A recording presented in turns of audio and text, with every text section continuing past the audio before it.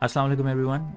Today is going to be a special episode and I'm humbled and extremely honored to be actually doing this episode where I'll be launching AllamaGPT. This is a product that we've been working and putting our hearts and souls into for the last several years, and today is finally that day where we have finally reached to a point where we can launch it to the public. AllamaGPT happens to be the world's first all Muslims inclusive intersect AI app, which has something to offer for all the Muslims across the board. In a way, this is like ChatGPT, but only specialized and specifically targeting the understanding of Islam and religion, with a broader purpose of increasing the understanding of the religion, not just among the Muslims, but also among the non-Muslims. As it so happens, and you'd expect, that the majority of the app is completely free and you can start using it right now as we speak, with some small limitations obviously which you'd expect when it comes to a large language model. Before I tell you about the app a bit more, just introducing myself quickly here. My name is Dr. Shoaib Sadat, mostly work as a nephrologist and currently doing my PhD. One of my passions and extensive work comes along the line of artificial intelligence.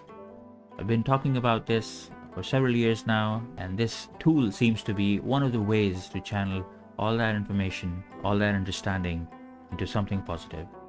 In terms of qualifications, I've done a master's in machine learning and data sciences from USA, and I'm currently doing a PhD in UK as well. Instead of talking to you about the tool, let's try to introduce you and show you the tool, how it works. So here's the interface of the app. So you can go to this app by going to www.allamagpt.com, and you can see the address on the bottom scrolling bar as well. Once you go to the website, this is how you're greeted with little Allama icon right in there, and then it asks you to essentially install the app on the bottom screen, as you can see. So either you can choose to install the app or you can defer it for a later time, but this is one way of getting a direct access to the app if you want.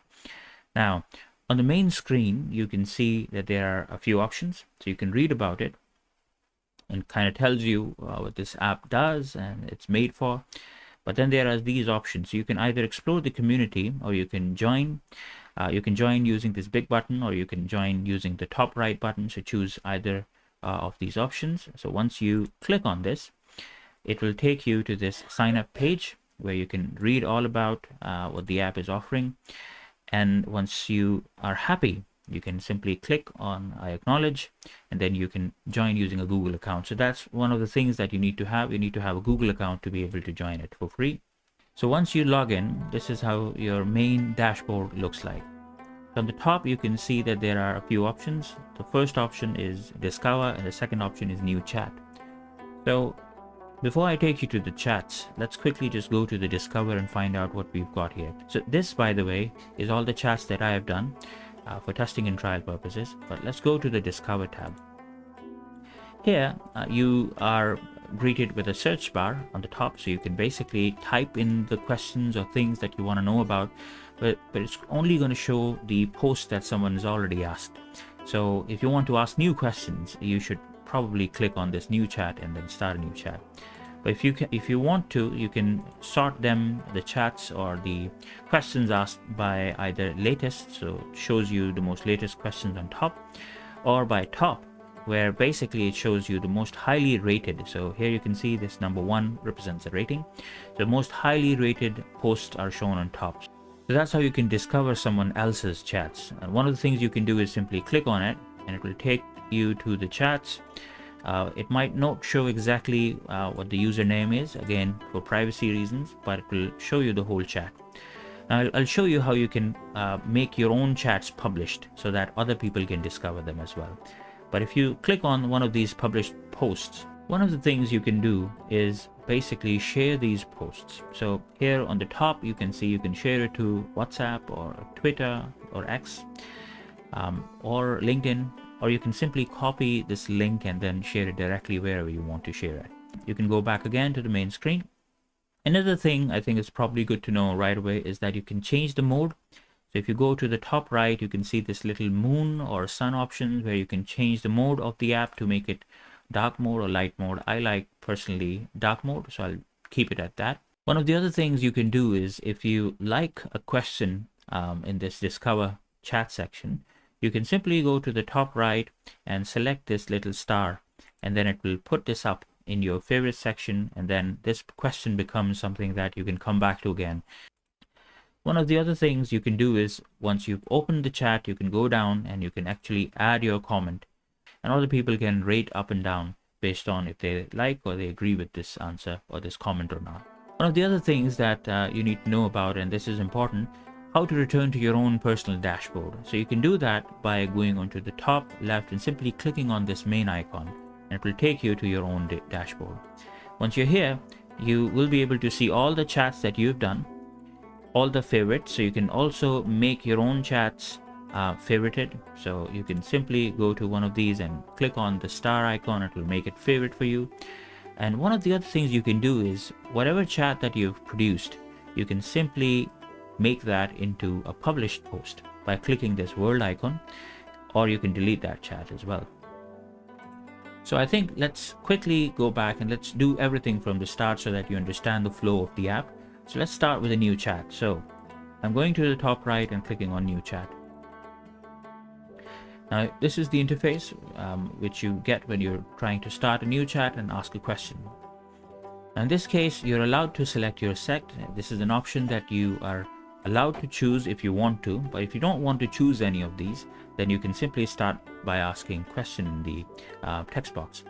But in this case, for example, I'll show you, if you select the Shia sect, you are given the option to select a marja. In Sunni sect, we've got more options coming up, but currently the options do support Hanafi, Hanbali, Shafi and Maliki sects, but you can simply unselect any of that and simply select the sect by itself to get a holistic answer in the whole Sunni community that is agreed by them.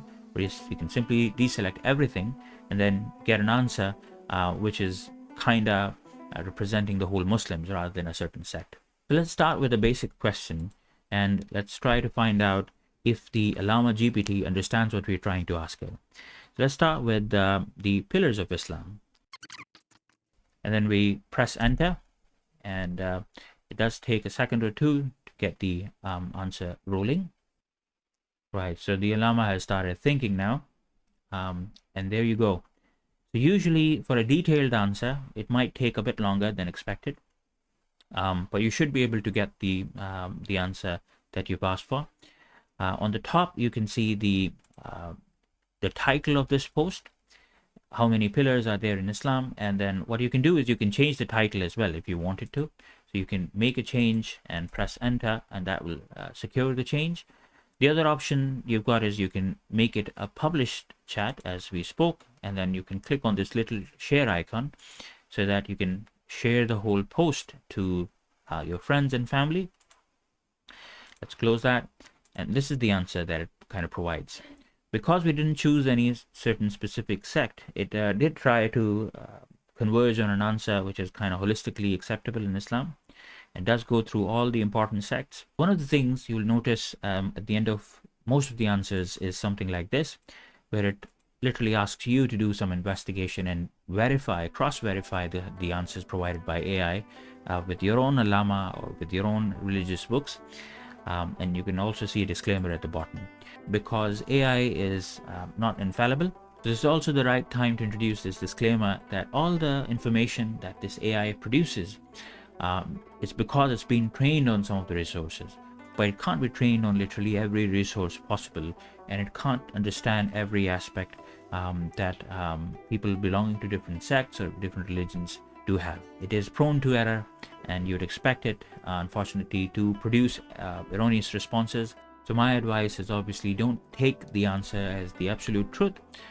Please do your own research and cross-verify the answers. But use it as a tool, a drafting tool, to get you started in the learning journey.